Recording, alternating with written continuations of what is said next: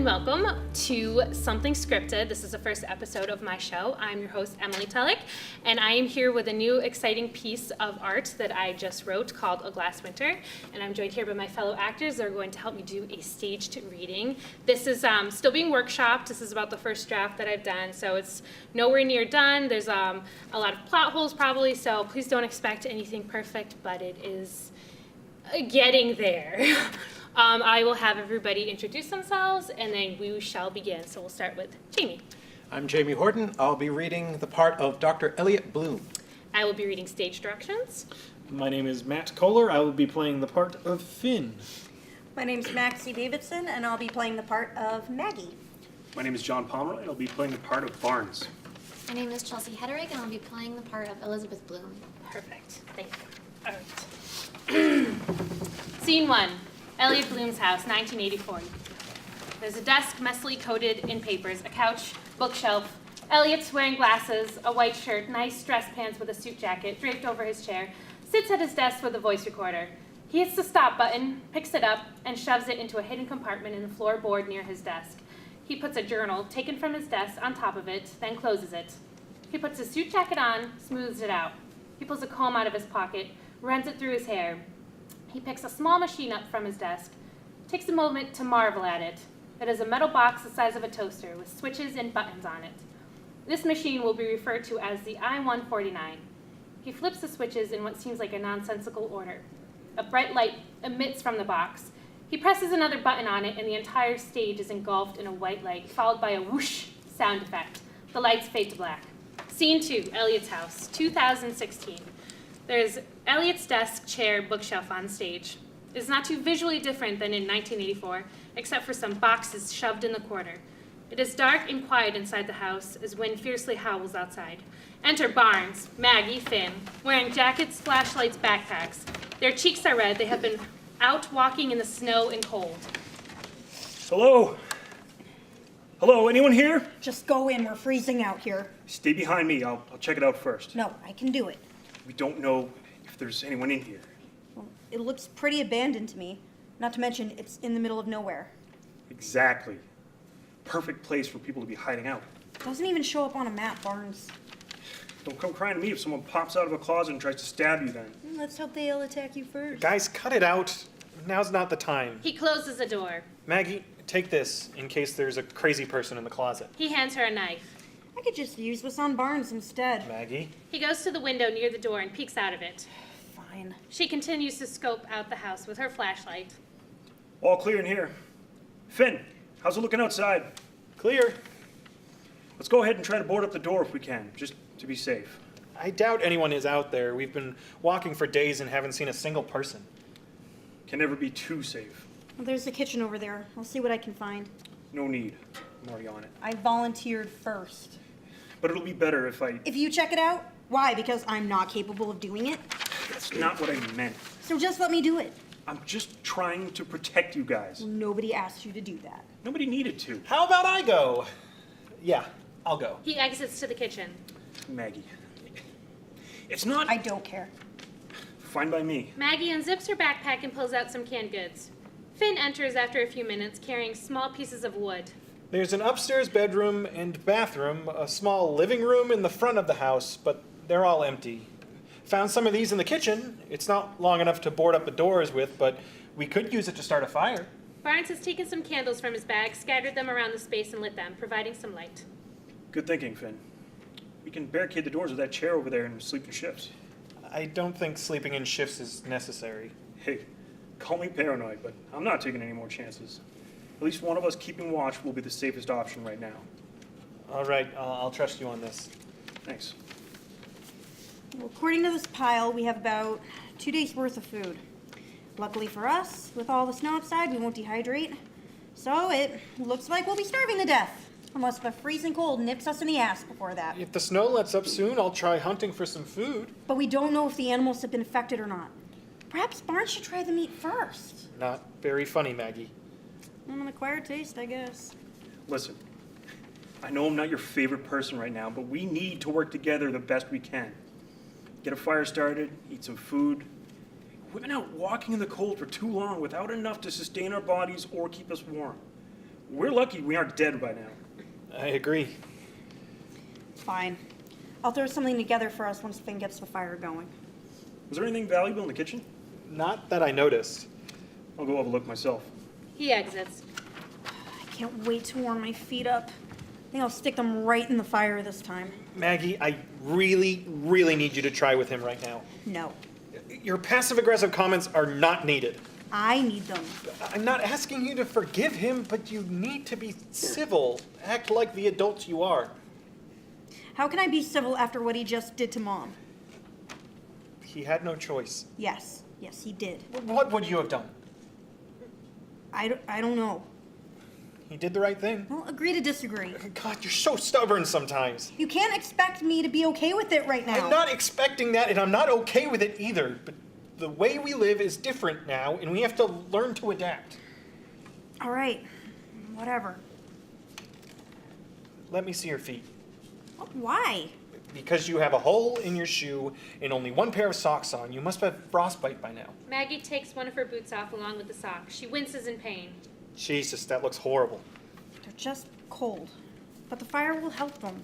Maggie, your entire foot is purple. He goes to touch it, but she pulls away in pain. Well, I didn't have time to grab another pair of socks, and these were the only boots I own. I wasn't planning on trekking cross country in the middle of winter, Finn. He pulls a handkerchief from his coat pocket. Use this to wrap around your sock for now until the fire is going. It's not much, but it's all I have.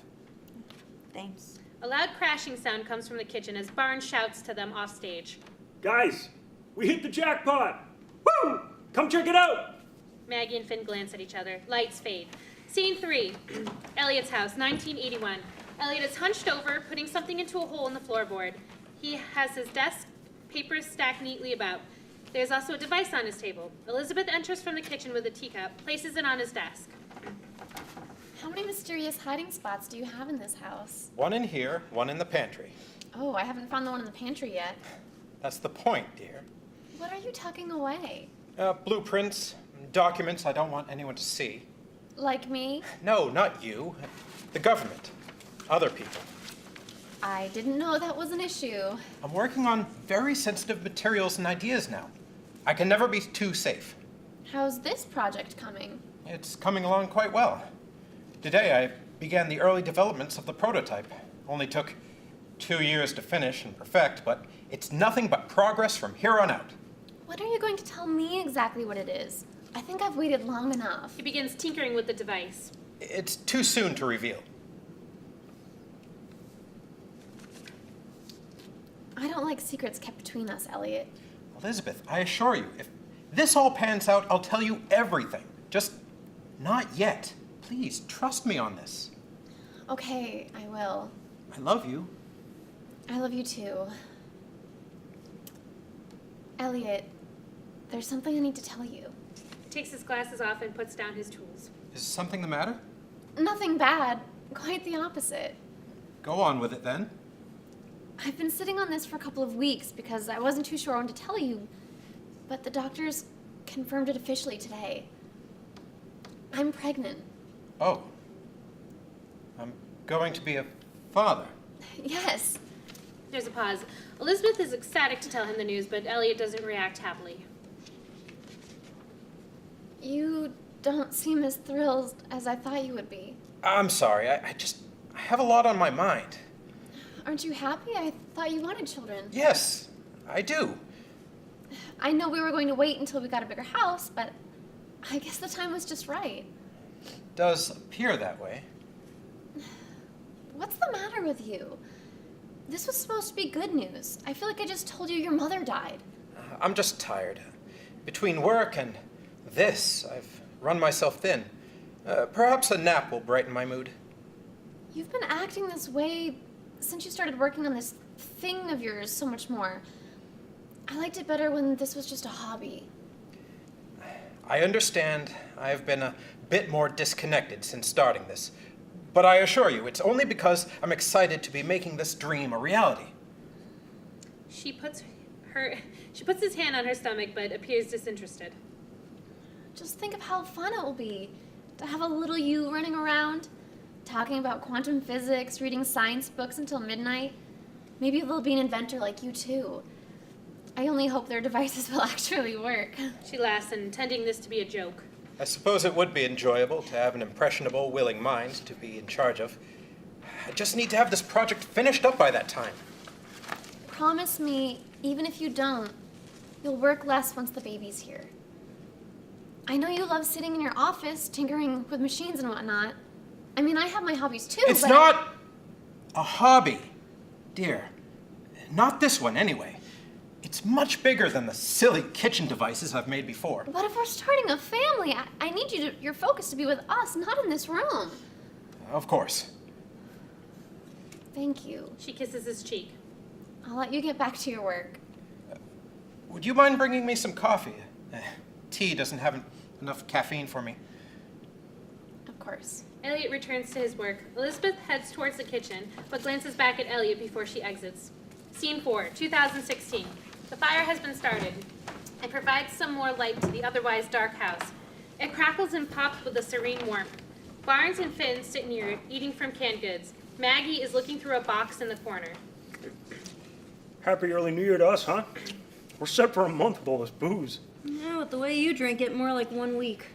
Wish we could have found some food that was edible. That box of Cheerios had practically evaporated. The expiration date said 1981. Hey, can't win them all. Mag, you gonna come eat?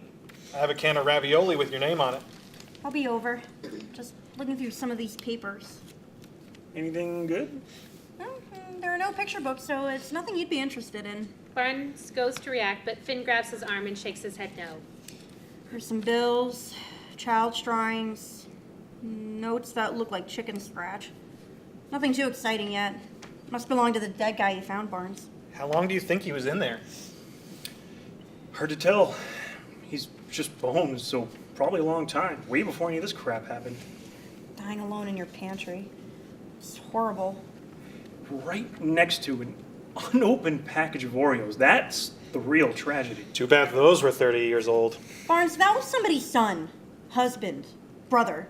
He died and was never even found or buried. Try some empathy. He lived in the middle of nowhere, Maggie. I bet he was some shut-in, obviously with a drinking problem, who wanted to die alone without being found. Maggie doesn't respond. He brushes it off. Guess we should talk about who's sleeping when. I don't mind taking watch first if you and Maggie want to sleep. Thanks. I don't think I could stay awake long enough to keep watch. Reading from a piece of paper. Hey, that guy you found in the pantry, Dr. Elliot Bloom, he was some sort of inventor. There are a couple of newspaper clippings here that mention all the things he made.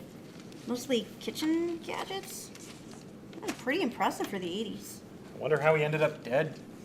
We can't even be certain that that's his body in the pantry. Who else's would it be? This was clearly his house. This house seems like it's been abandoned for 30 years, too. Let's just not jump to any conclusions is all I mean. Okay, whatever. I'm gonna look around, see if I can find some more info out. Hey, why do you even care? Because what else is there to do right now? We're locked in the small house, no electricity, until the storm passes. This is the closest thing I have to entertainment at the moment. You should rest. I'm not tired. Well, I am, and I'm sick of hearing you two bicker, so I'll be hijacking our only sleeping bag to catch some Z's. Don't kill each other, please. He grabs a sleeping bag near his backpack and unrolls it onto the couch. He climbs in and closes his eyes. No promises. Maggie continues looking through papers. Barnes grabs his gun, drags a chair over to the window, and begins watch. There's a quiet, uncomfortable tension between them. Barnes addresses it after a long pause. You know I had no other option, right? Let's not do this right now. When would be a good time for you? Because it seems like there just isn't one. I don't want to talk about anything with you. I need to clear the air. No. No, not right now. I'm going to check out the rest of the house. She exits to the kitchen. A pause. A musical interlude starts. The next minute is a time lapse of about 6 hours and should move slowly, showing Barnes watching out of the window, Finn tossing and turning, and Maggie returning to the stage after a moment with a journal in her hand, reading through it. Finn and Barnes eventually trade places. The music fades and there's a blackout. Scene 6. Barnes is in the sleeping bag on the couch, passed out, while Finn, who is supposed to be keeping watch, has fallen asleep. Barnes wakes up suddenly, groaning loudly, stirring Finn awake. Christ, this couch is uncomfortable. Oh, God, I fell asleep. I'm so sorry. Not like there's anyone out there anyway. They're all dead. Good morning to you too, Sunshine. I had some weird dreams. Me too. Why didn't you wake me up, Maggie? You look too peaceful. Have you slept at all? Not really. Can't shut my brain off enough to sleep. Plus, there's a lot of good stuff in this journal. Do we have any more of that instant coffee? Unfortunately, yes. It's in my backpack. Found a pan you can heat some water up in. Hey, can you make me a cup too? I'd love to. Thanks. What are you reading? Journal I found. It's Dr. Elliott's. He was into some freaky sci-fi stuff. Seems up your alley. It's confusing, but I think he was trying to build some sort of machine. Can I read it? Yeah. Now check out this page. October 21st, 1982. First model of I-148 was a failure. However, I was able to draw up a second replica, the I-149, and it seems the kinks have been ironed out. I began the prototype successfully.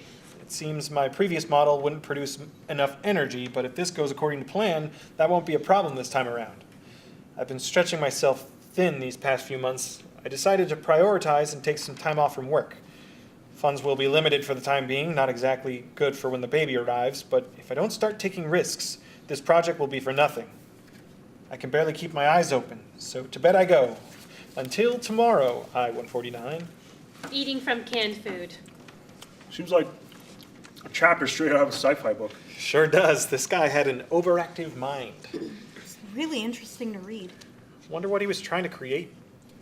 Some sort of time travel device, my guess. Hey, don't make fun of him. He seemed like a very intelligent human. You didn't even know him. Who cares? Exactly. We didn't know him, or what he was capable of making. Please don't tell me you believe he's building a time machine, Maggie. I didn't say that, but would it really be the most far-fetched scenario given our current situation? Well, she's got you there, Finn. We are living through a horror film right now. Maggie. Forget it, okay? I'll treat it like a piece of fiction while I read it. Coffee's up, Barnes. Thanks. So, how long do you think we can survive in this beaten-down den? Well, at least until the storm passes. We got to make the food last as long as we can and get proper warmth back to our limbs before heading out. And then what? We trek on. We have a plan. That was before Mom died. When she died, the plans changed. Absolutely not. We need to stick to the plan and also wait it out here. It's already dangerous out there, but add a snowstorm to the mix, and we have a whole other set of problems. Well, maybe we shouldn't have decided to walk through Maine in the middle of winter. That was our first mistake. You guys should have listened to me and Mom. But this was the quickest way to reach the Canadian border. The other route took longer. Time isn't on our side. And now the snow has held us up that much longer. It's not going to just melt overnight once it stops either. It's going to take days, maybe even weeks. And that's assuming we don't get hit with another one. Just what do you propose we do? I don't know, but your plan really sucks, Barnes. It's the only one that made sense. We don't have a lot of options. And as long as we're in here, we're safe. So it doesn't matter if it takes us a little longer to reach the border. Until we run out of food or get frostbite. I haven't had feeling in my feet for days. We'll cross that bridge when we reach it. Oh, piss off. You know what? That's it, okay? I've had it with your attitude toward me. My attitude? Yes, and your disrespectful tone. Don't talk to me like I'm 14 years old and I'm getting grounded. I'm an adult, and I know you think you're my real dad, but you're not, so stop trying to be. I'm not trying to be your dad, Maggie. Oh, really? You certainly took to disciplining me after your second date with my mom. Why we bring up something that happened 8 years ago? Jesus, guys, come Just on. because it happened 8 years ago doesn't make it any less crappy. I disciplined you, if you can even call it that, because you were self-destructive. I was self-destructive because my dad just died and I didn't know how to handle it. Your mom tried everything she could to try to help you. Yeah, and she did a good job up until you slaughtered her right in front of her children. I put her out of her misery.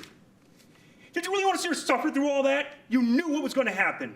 There's no stopping it once it gets into your blood system. We could have kept her alive until it got bad. She didn't want to get to that point, and you know that, Maggie. Shut up with your self-righteous garbage. I'm out of here. I'll go hang out with a skeleton in the closet. He'll be better company than you. Maggie. I need to be alone right now. She exits and a door slam is heard off stage. There's some definite skeletons in her closet. Barnes? No. Sorry. Should I go talk to her? No, you heard her. She needs to cool down. Yeah. Why don't you sit by the fire and warm up? I'll take watch. He grabs a bottle of alcohol and heads to the window. Might just take another nap. Can't seem to shake my exhaustion. Slips into his sleeping bag on couch. We've been walking for weeks with little food in us. It makes sense. They make it look easier in the movies. Sleep tight, Finn.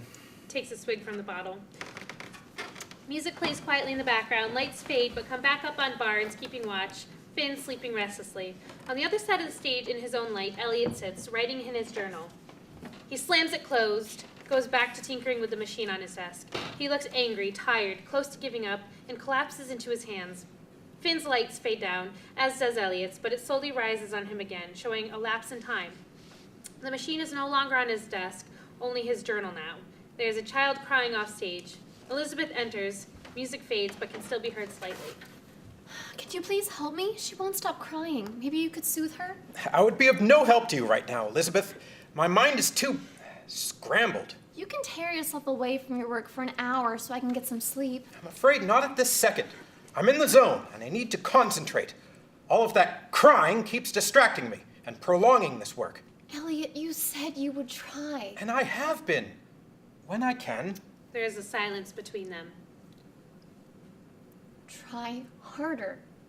I don't want to hear your excuses. We're a team, and I'm calling on you for help. I'm not leaving my work right now. I've already told you. What happened to you? Nothing. Elizabeth exits, the lights fade. Blackout. Scene 7. This is a flashback scene to 2014, 2 years ago. There is no scenery, just 2 blocks to sit on. The lighting is different than previous scenes, more warm and lively. Maggie is home from college for Thanksgiving break. Maggie is sitting down when Finn enters. They are wearing different clothing than previous scenes. You hiding too? Nah, just finishing up this book. Thanksgiving with the Ablings. We should have our own show. Amen. But still not as bad as last year's. Nana hasn't had her 3rd glass of wine yet. Give it time. What book you reading? Dune. Never heard of it. Really? It's a sci-fi series. Yeah? Count me out. I'll stick to my historical autobiographies. There's a pause between them. You seem better. Yeah? How so? Like you're smiling more. I am, actually. I think college has helped. Good.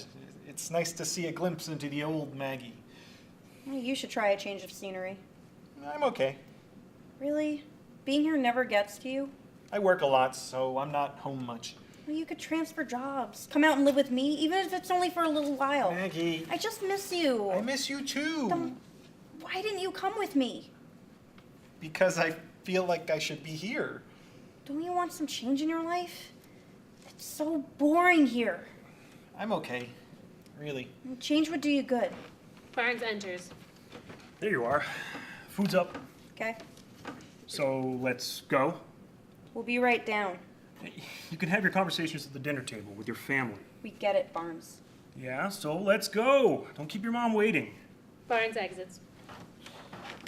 Good to see he's in his usual chippery mood this holiday. He wasn't until you got here. Cool. Hope Nana takes her teeth out and loses them again. It'll give us something interesting to talk about in between the awkward small talk conversations. Blackout. Scene 8, 1984. Elliot's office. His desk is slightly messier than previous scenes, with paper and empty glasses. He is drinking some bourbon from a glass while talking on the phone. No, I don't understand. I just need another personal day. I'm not asking a lot.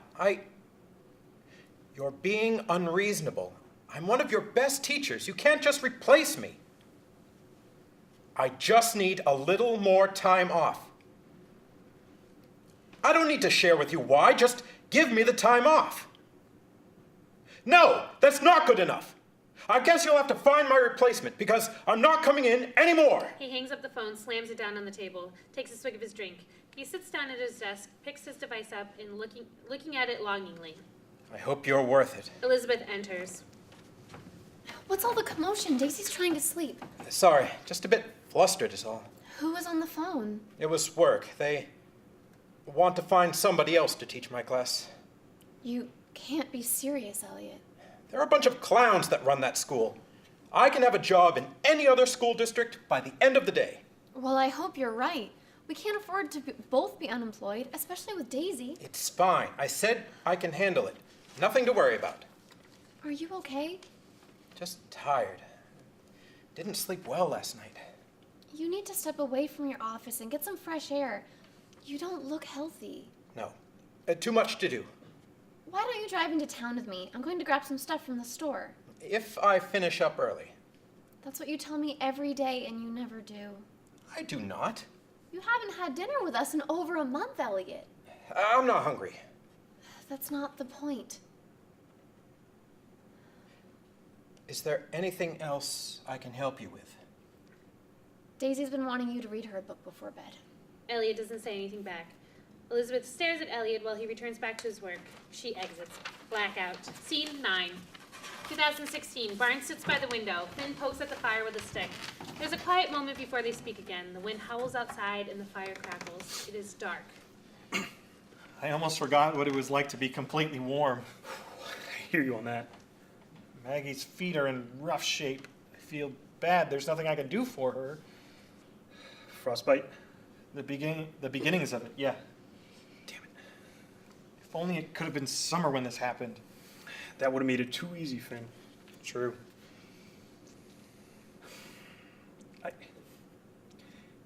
I do love you guys like you were my own. I didn't exactly do the best job, but, I was new to the parenting world and I tried my best. You know that, right? I know. Your mother, she was the love of my life. Marrying her was the best decision I ever made, and you guys, you were the perfect bonus. I'm bad with communication. Guess that's why I can come across as an asshole sometimes. You did your best. We probably weren't the easiest teenagers to deal with, especially Maggie. You got me there. She's headstrong, serious, sassy, just like Ruth was. She wasn't always like that. She changed a lot once our dad passed away. Got really serious, stopped laughing and having fun. College helped her come back a little bit, but once she moved out, it got bad again. I never tried to replace your dad, but I just wanted your mom to know I was there to support and help her so she didn't feel alone. I appreciate that, and I'm sure deep down inside her dark soul, Maggie does too. I hope so. I miss Mom so much. Me too. I've done a lot of stuff I'm not proud of, but what I did to your mom was the worst, and I can't forgive myself for it. But it needed to be done. As screwed up as that sounds. It's gonna haunt me for the rest of my life. I just wish Maggie understood that. Do you think Canada really has the vaccine? No clue, but it's our only hope right now. Maggie busts out on stage, holding machine in her hands. You guys, look what I found. It is the I-149. Blackout. Scene 10. 2016, Elliot's house. So this is the thingy that guy in the journal was referring to. The one who's dead in the closet back there. Yeah, I found his wallet in his pants. License said Elliot Bloom, expired in 1985. Didn't think to check his pants for an ID. Yeah, no shit. Where did you find that?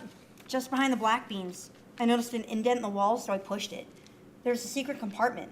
Inside of it was this. Doesn't come with an instruction manual? Or... Well, there's got to be some papers, maybe another journal around here with more information in it. I bet it's one of his kitchen gadgets. Well, whatever it is, it's pretty cool looking. I want to know what it does. Why the fascination with this guy and his devices? Why do you care that I care so much? It's just a bunch of dumb stuff a dead guy has lying around his house. It's useless. We don't know that it's useless. And he seemed like a pretty smart guy. I just want to know more about it. It helps take my mind off everything. Just let her have her fun, Barnes. Hey, whatever, kid. I'm sure it's nothing more than some fruit peeler that juices at the same time. Well, I wouldn't expect you to understand any of the technology anyway. Not like you went to college, right? Ouch. Well, it's the truth. Didn't need a fancy degrees from some art school like you. I wanted an education so I could have a promising career and stay far the hell away from you. You know, that's why your mother was so stressed out. Having to pay 40,000 a year so her daughter could pursue some bogus dream that she'd be the next Picasso. Guys. It's a fine arts degree, and I can use it for more than just being a painter, thank you. Guys. Sorry I don't speak your fancy college lingo. Apparently, me not smart enough to understand you. You're pathetic. You're spoiled brat. Guys! Do you hear that? What? Is that howling? Sounds like coyotes. Stand corrected. Didn't affect the animals. Shit. If there's only one or two of them, we can kill them. Ew, what? Protein. We have enough food for a couple of days. Yeah, but none of it is protein. All we have are carbs. That's not going to sustain us once we're out walking in the woods for miles. Carbs digest quickly and leave you feeling empty after a couple of hours. Protein will give us the energy we need to walk 12 hours a day. That's disgusting. We're not killing those innocent coyotes. Maggie. What, you're on his side, right? He's got a point. We could use that meat. And their fur, too. We definitely aren't dressed the best for this weather. It could keep us warm and full. Your feet, they need some more warmth. No, Finn. 2 days of food, that's not enough. We don't know when we'll find another food supply once we leave here. And if they're infected? It hasn't been confirmed that animals can carry it. So far, only humans. I still wouldn't take our chances. Our world is all about taking chances now. We can't sit around and play it safe. That life left us months ago. It's about survival now. I won't have any part of this. You guys are on your own. Stay in here then. Fine by me. Don't make me feel bad about this. No, my hands are clean of the situation. But since Barnes has no problem killing people, he'll have no problem taking out those animals too. You never let up, do you? Stop! Now, before both of you erupt again. Looking out the window. There's 3. So far as I can tell through all the snow. How many bullets do you have? 6. I have my knife if anything happens. Let's just hope I can get some headshots. We don't want to taint the meat. Okay, you lead. Ready? Barnes and Finn exit. There is a quietness, only the howl of wind while Maggie sits on the stage, angry, trying to read through a journal. Shortly after, multiple gunshots are heard. Maggie runs to the window and peeks out. She hears scrambled yells coming from Finn and Barnes, barks coming from the coyotes. No, Finn! She runs to the door, opens it as Finn and Barnes, who has been bitten on the arm, enter. What the hell happened? Ah, Christ. That little bastard got me good. There was more of them than we thought. 4 more. One lunged towards me, but Barnes jumped in front of it. Didn't think their teeth were so sharp. Let me see it. Get away from me. I don't need help. Grabbing a bottle of bourbon. It's a good thing we found all of these, huh? I'll take care of it for you. I can handle it by myself. But it's the least I can do. All right. All right. He tends to his wound. I told you guys that was a bad idea. We know you were right, we were wrong, but we tried. Stupid, stupid idea. We didn't know there was another pack around the house. Honest mistake. Usually when you see a pack of coyotes, you go in the opposite direction, not towards them. Okay. Enough. We get it. I don't think you do get it, Finn. You made a lot of dumb decisions in your life, but that was the dumbest. Maggie, lay off right now. Finn, I appreciate you trying to help me, but I'll take care of it myself. I'm gonna go snag a piece of that dead guy's suit to wrap my wound in. You kids can have your argument without me. He exits. You need to stop. Flying off the handle right now isn't going to help anyone. What if he's... That'd make you happy, wouldn't it? No. Actually, I'm not that heartless. Could have fooled me. I'm sorry, Finn. I'm an asshole, yes. I do and say shit that I shouldn't, but that doesn't mean I wouldn't care if Barnes died. He saved me out there by jumping in front of it and taking the bite for me. I won't argue that.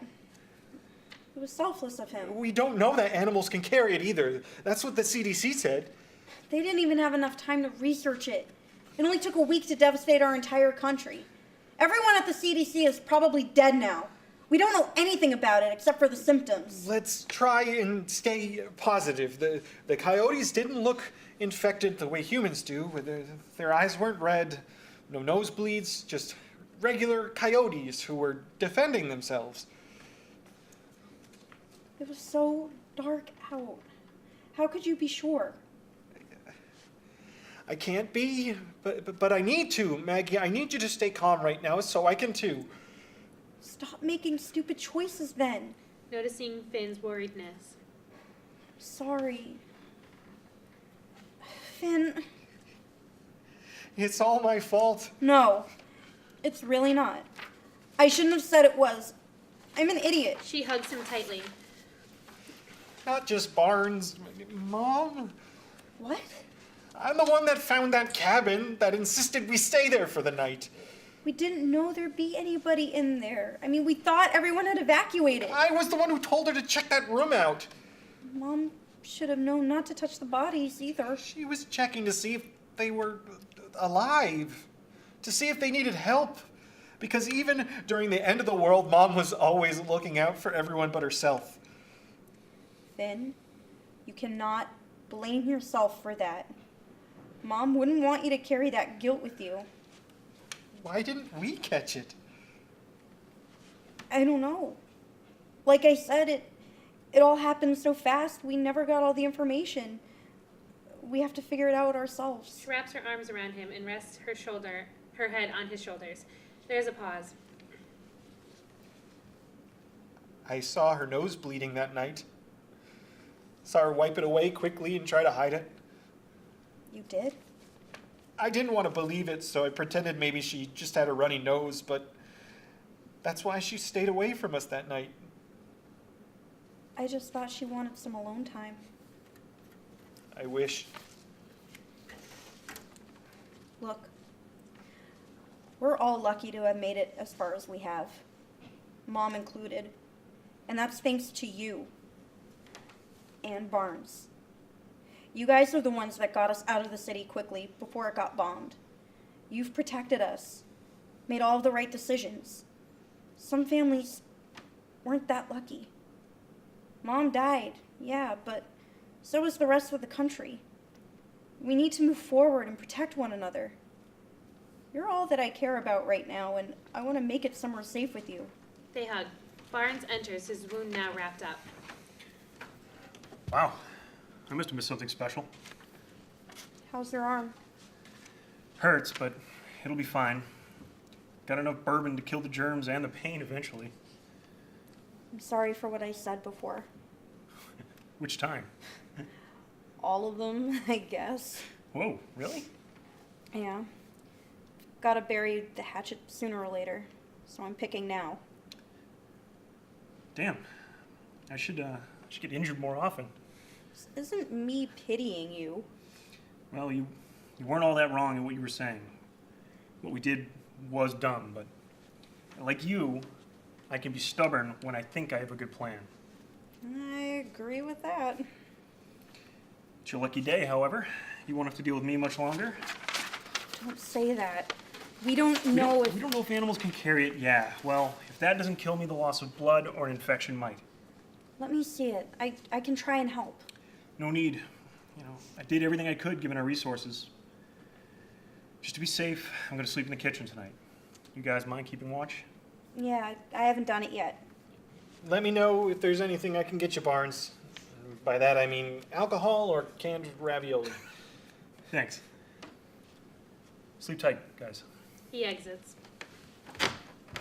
I'll take first shift and you can have the second one. You haven't slept yet. I'm not tired. Honest. All right.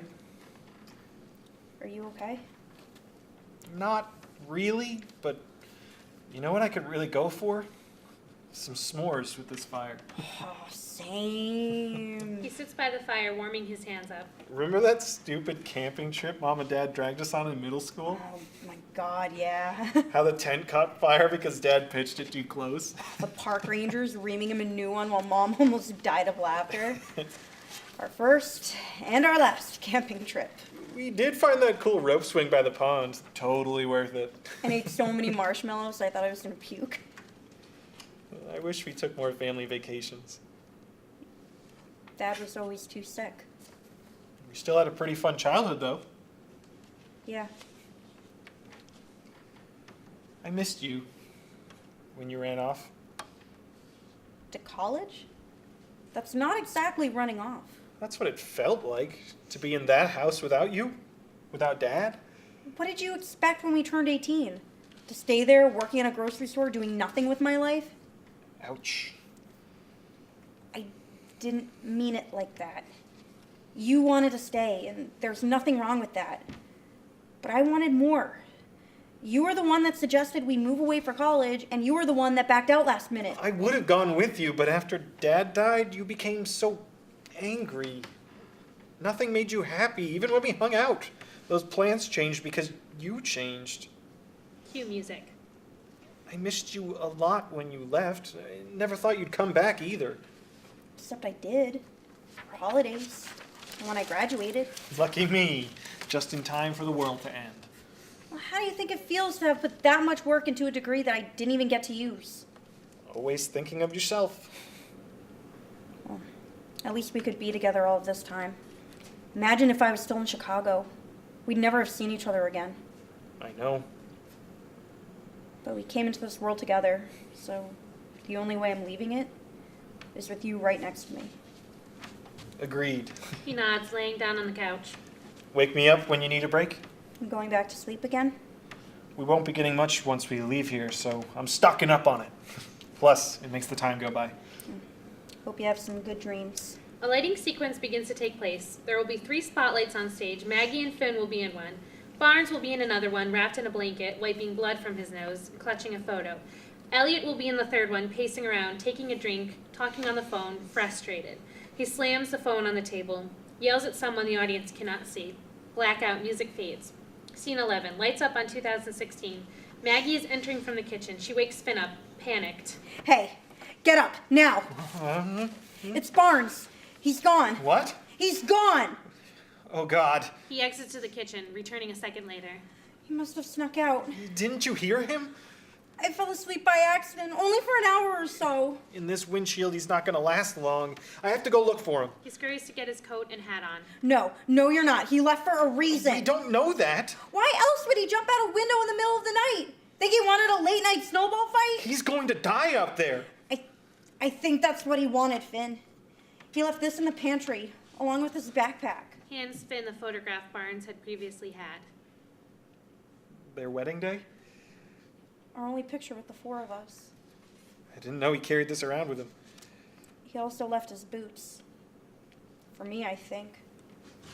God damn it, this is not fair. Kicks the wall. He didn't deserve to get infected. Should have been me. Now he's out there frozen to death.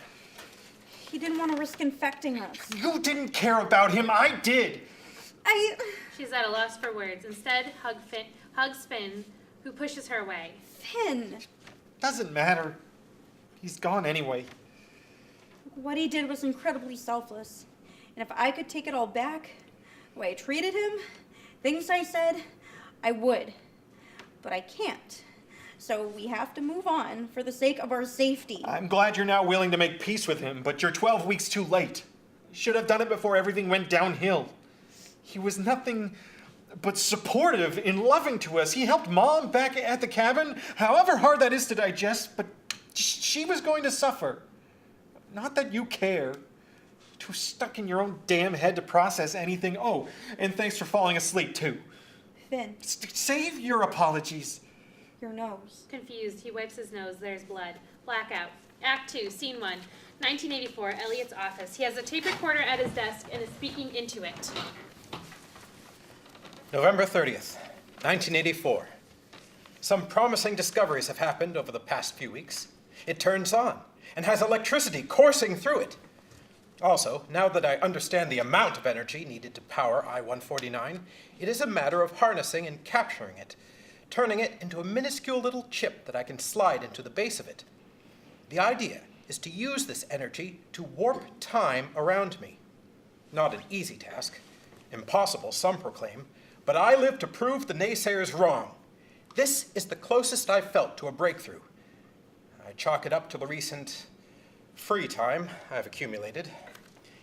If I continue at this rate, I hope to be finished in a month, maybe even weeks. Elliot turns the machine off, yawns, exhausted. He turns his attention to the kitchen, staring at it for a moment before returning to his work. Blackout. Scene 2. 2016. Finn has wrapped the sleeping bag around him. He is trying to stay warm by the fire. Maggie is sitting at the desk, playing around with the machine. You should try and drink some water. What's the point? It'll make you feel better. Maggie, you know that's not true. You shouldn't even be this close to me. I probably infected too. You'd be showing symptoms by now at the same time I did. You don't know that. I did this to myself. What? Accidentally. How? When I was cleaning Barnes's bite, I forgot I had a cut on my hand. Some of his blood got into it. What the hell? Why didn't you tell me? I was hoping I was wrong. You should have said something. I didn't want to worry you. Is that why we didn't get it from Mom? It must not be airborne, just transferable through blood. Probably saliva, too. That's why you're healthy, so don't touch me. Christ. I'm sorry. Finn, I can't do this without you. Yes, you can. You're going to finish what we started. The snow stopped today. Give it a day or two to melt down. You have the map. You know where to go. And leave you? What other option do you have? She's pacing around the room. I need to do something. Like what? I don't know yet. Can you just sit with me? There's got to be something else I can do. There isn't. Please, just sit with me until it's over with. She crosses over to Finn, sits down and hugs him. I'm not giving up on you. Blackout. Scene 3, 1984, Elliot's office. He's writing in his journal. His hair's a mess. He no longer looks put together. He's mumbling to himself, slams his fist on the table, takes a sip of drink. Elizabeth enters. Elizabeth, I'm sorry for the loud noise. I'm leaving tonight, Elliot, and I'm taking Daisy with me. What? Don't act surprised. This was a long time coming. But I've made an effort. I had dinner with you just last night. That was a week ago. You knew what you were getting into the day you married me. How can you sit there, day after day, while your daughter is out in the other room wondering why her father never leaves his damn office? You missed out on almost 2 years of her life. You don't know how much this means to me. I've been working on this since before I knew you, trying to perfect it for 5 years now. I know your project means a lot to you, but your daughter should mean more. I should mean more. I didn't get a chance to have a say in the matter over whether we were starting a family or not. You made that choice for us. You're mad at me for wanting to start a family? That's not what I mean.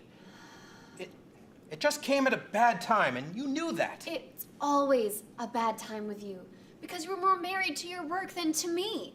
Not 1 ounce of that is true. Yes, it is. I'm so sorry to have inconvenienced you and your work by getting pregnant. If you believe for 1 second that I regret it, then you're wrong. Thank God I have Daisy, something good to have come out of this wretched marriage. You will never understand what it's like to be so close to something, then have it taken away or just stop working. Every day, I think I've made a little progress, then I take 12 steps back and have to start over. It's maddening. You are not the man that I married. You are somebody else. Somebody ugly, lost in the idea that he's some great and bright inventor. Daisy and I are better off without you. Cue music. Goodbye, Elliot. I hope you find whatever peace we couldn't give you. She exits. As Elizabeth exits, the lights will fade down on Elliot. There will be a single spotlight that rises slowly on Maggie and Finn, which will focus on them for a minute. A second spotlight will rise back on Elliot, still at his desk after his wife and daughter had just left. He'll be sipping a drink, wiping a tear away. Finn will be in Maggie's lap while she reads a journal. This scene should last 1.5 to 2 minutes. Music will slowly fade. Scene 4, 2016. Maggie sits by the fire. Finn is sleeping restlessly. Elliot's journal is next to her. She picks it up, looks through some of the pages. She gets up, bored from reading it, and throws it back onto the table, but steps on her creaky floorboard. She walks over again, gets on her hands and knees, and pulls the floorboard open, finding another journal with a tape recorder under it. She pulls it out, reads it, then takes the tape recorder out. Whoa. Another hiding spot. What's the matter? Elliot. He liked hiding things in his house. I found a journal and a tape recorder. Guy seems pretty crazy. They're instructions. For what? The I-149? I think that's what this is. She grabs the device from the desk. Weird. She plays the tape recorder. Elliot's voice is heard. December 29th, 1984. It turned on. It worked. I know I should sound more excited, but isn't perfect, and I have my concerns. I wanted to document what could be my last audio recording to help a future or past self. I-149 is the first ever functioning time machine, but is to be used with caution. I know not what it is fully capable of yet, but I will once I use it. I wrote the instructions out carefully, as there is a specific sequence the switches and buttons need to be pressed in order to work. In the event... The audio cuts off. It cut out. It's a pretty old recorder. Referring to the journal. Time traveling. He wrote it down. He traveled to 1999. I doubt that, Maggie. Stop being skeptical, especially since we're living through a goddamn sci-fi story ourselves. There is a big difference between what you're going through and the idea this whack job invented a time machine. I think you're delirious and need some more sleep. Cue music. Maggie, reading through the journal. Right here, page 24.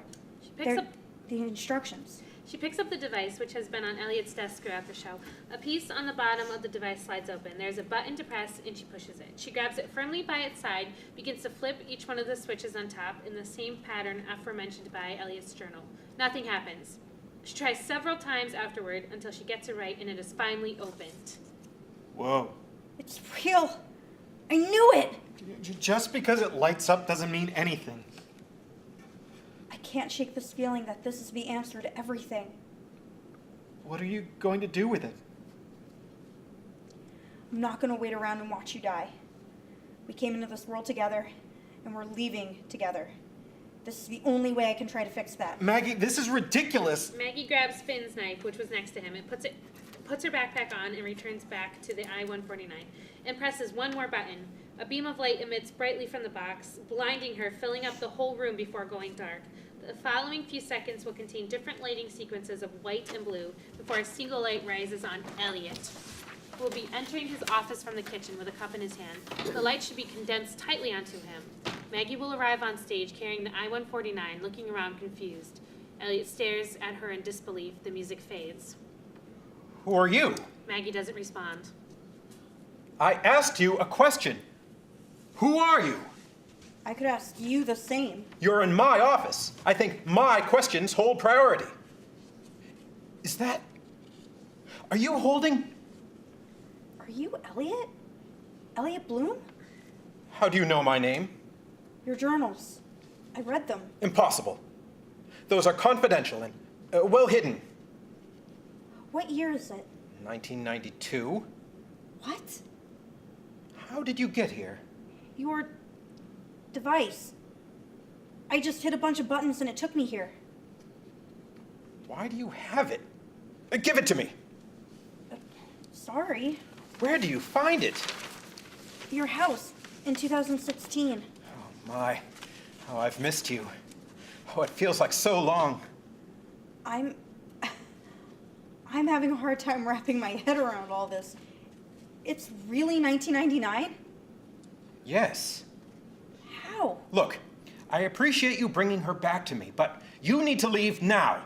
I don't care to know who you are or why you were touching things that weren't yours. I have business to conduct, so kindly get out of here. Seriously? I can't just leave. It's 1999. 1992. I don't need to know your backstory. You've reunited me with my I-149. Thank you, really. But get the hell out. I'm running out of time. It's almost midnight. And go where? That's not my problem. I have more pressing issues. I'm not leaving until I understand what the hell is going on. I have no responsibility to sit here and explain things to you. You don't want to know how I traveled from 2016 to 92 using your machine? For all I know, you're a liar, trying to get information from me. Maybe found out what I was working on and wants to steal my technology. What? I'm not lying to you. How do you think I even got here if not for your machine? Look, I live in 2016. I can show you my ID. I think I still have it. She takes her backpack off, rifles through until she finds her wallet, pulling out her license and showing it to Elliot, who is hesitant when she gets too close.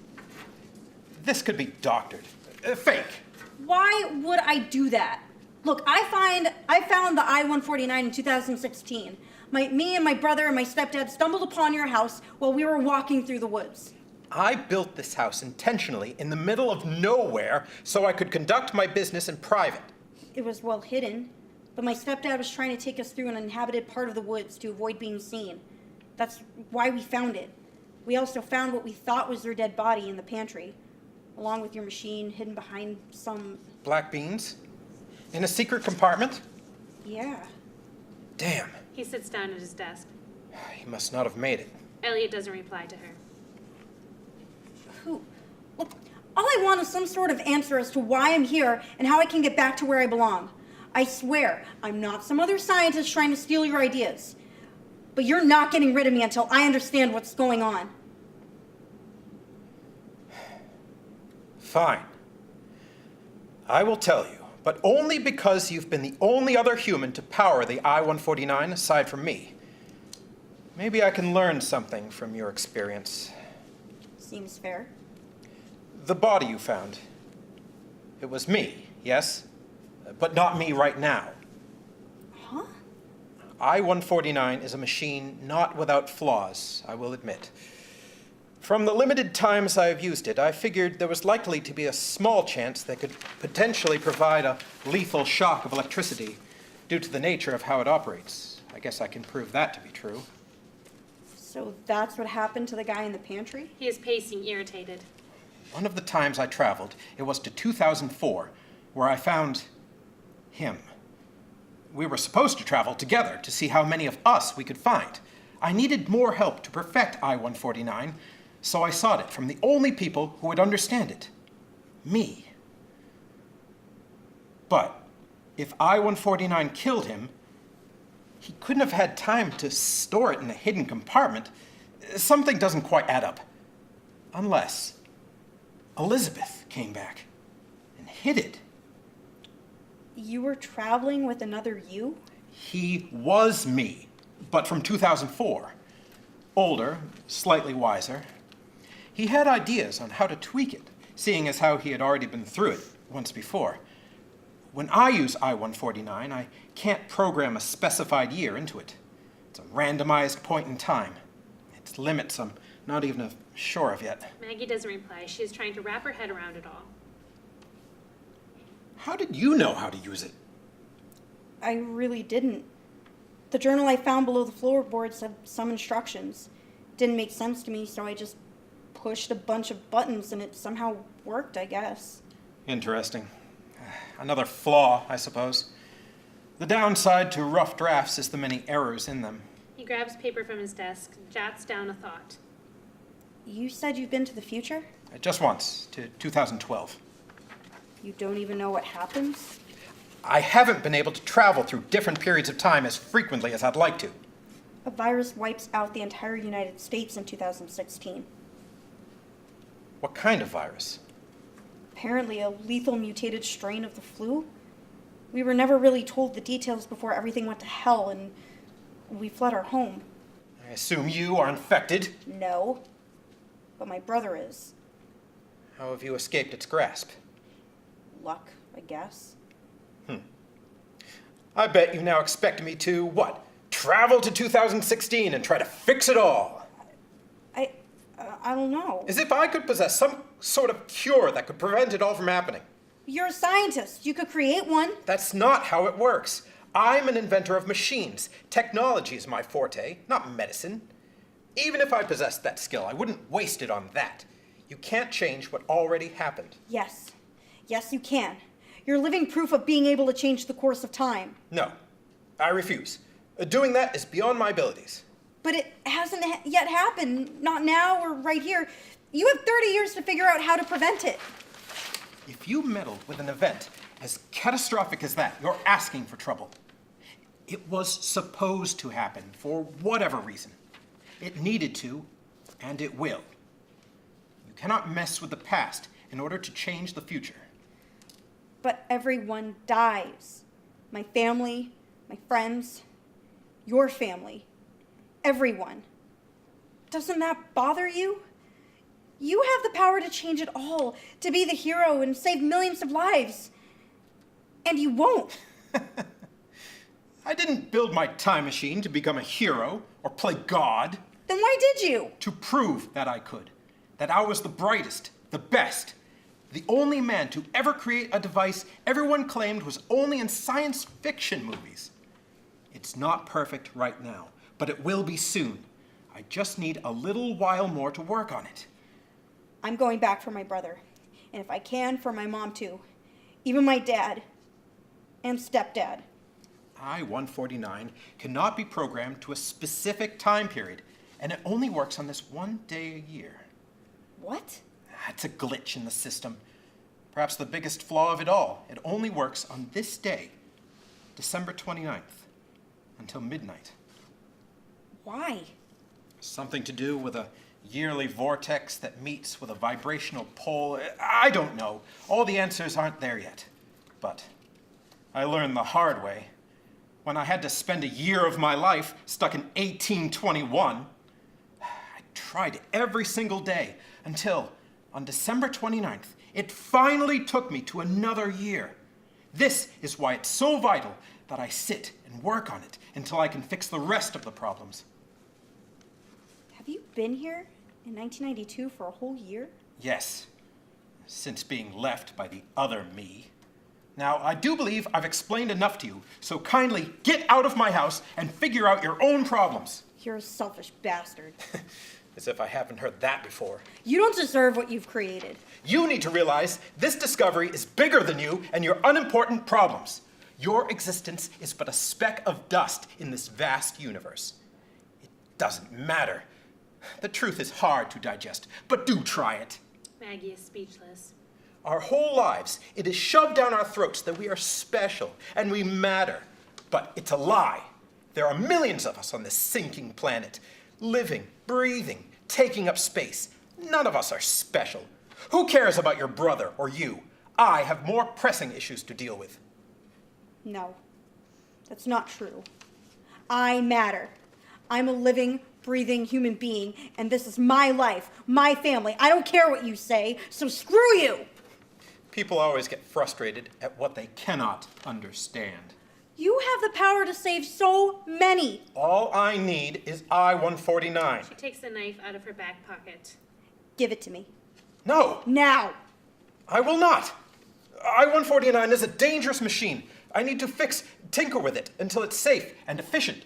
If you haven't by now, chances are it's never going to be perfect. It can kill you, or it can trap you for a whole year. It's broken and unpredictable. Well, so am I, so I can handle it just fine. I won't let you have it. Your plan is idiotic and impossible. You clearly have never loved anyone enough to be so desperate to try anything, even if the odds are against you. You're right. Human relationships never meant much to me. But I will not watch as you take my life's work with you. I have waited a year to be able to use it again, and I won't let tonight slip through my fingers. Don't you have an infinite amount of these at your disposal? It doesn't work like that. When you travel, it goes with you. It doesn't stay behind. You're going to trap me here. I was working on the structure for a new one when you showed up. Now I don't have to bother with that one. I can use the original. Either you give it to me, or I take it from you. You call me selfish? Yet you're willing to mess up an entire life's work, achieving something that's bigger than you, just to save your brother? Cue music. Yes. So give it over. No! Maggie charges at Elliot. There's a fight between them until Maggie gets a hold of the I-149 while Elliot falls to the ground. Impulsively, she smashes the buttons together repeatedly. Don't you dare take it away from me! I can't lose it again! She doesn't respond. You're making a mistake. The chances of ever finding your family is slim to none. I don't care. Elliot goes to attack her again, but a beam of light erupts from the box, taking Elliot aback, filling the room with a bright light followed by a whoosh noise until it goes to blackout. As the music plays, there will be a side-by-side comparison. In one light will be Finn, as he sits by the fire, still alive but barely. In another light will be Elliot. He is destroying his office, tossing papers, throwing things, taking a drink from his cup. He has finally lost to his temper. Maggie will not be shown again. Her whereabouts will not be mentioned. Blackout, music fades, end. Thank you very much. I hope you enjoyed that. You guys can check back because I'm going to be doing another workshop of this maybe in the next month or so. So I'll probably have another version. It's probably going to be better too. So thank you to my actors, thank you to my crew, thank you everybody.